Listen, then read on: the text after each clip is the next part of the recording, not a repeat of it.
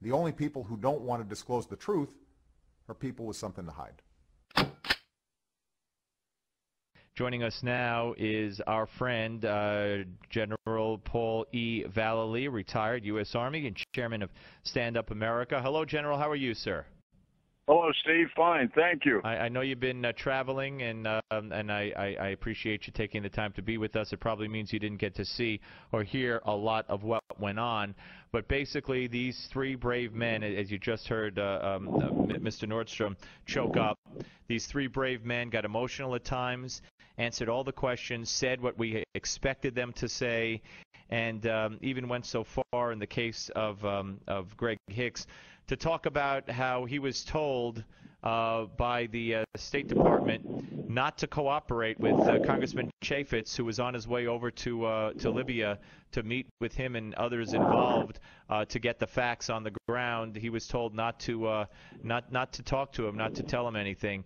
So where do you think all this is going to lead us, General? Do you think there's going to be justice? Well, I hope there's justice, and I hope the truth comes out, Steve, because we have known, for months now, and having done several shows with you, that the Obama administration uses heavy-handed Chicago-style tactics to put the lid on people, and they threaten them. They threaten them with their jobs, and that's exactly what's been happening. And so this is why this hearing has got to even be stronger. And getting out the facts, and these three people have been very brave to put themselves out there. But believe me, Steve, there's more in the background that haven't even been brought forth yet who know what's going on. No, that's absolutely true. I want you to hear, if we could line up cut 61, Will. This is the conclusion of the little conversation between Congressman Jim Jordan, Republican from Ohio, and Mr. Hicks, talking about how he was told not to talk to Chaffetz.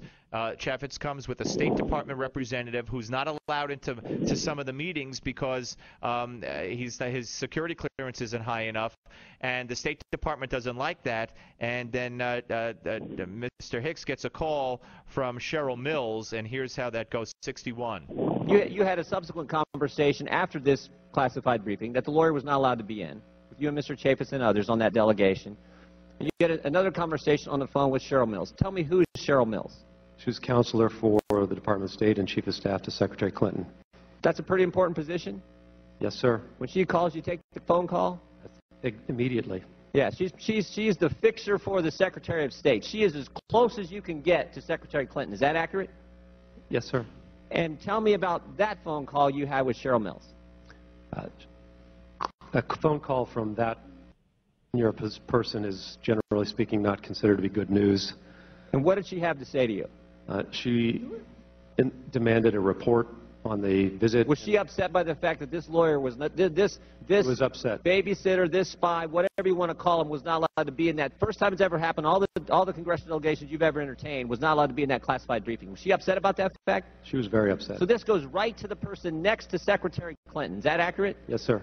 All right, so Hillary Clinton's chief of staff, the attorney, the chief attorney for the State Department, knows that her, as the congressman put it, spy, was not allowed into a meeting with the Congressman Chaffetz and Mr. Hicks and others after Mr. Hicks had been told don't talk to anybody. The spy didn't have high enough, so-called spy didn't have high enough security clearance. So when he reported back, hey, I'm not allowed in a meeting, she immediately calls Mr. Hicks to complain about it and to find out what was said in that meeting, because her little mole wasn't in there. And this is number 2 to Hillary in that State Department. What does that tell you? Well, it tells, again, the lies. Hillary Clinton lying in her testimony. So, as we reported earlier, that, the lid went down on everybody, went down on the military not to execute a rescue mission.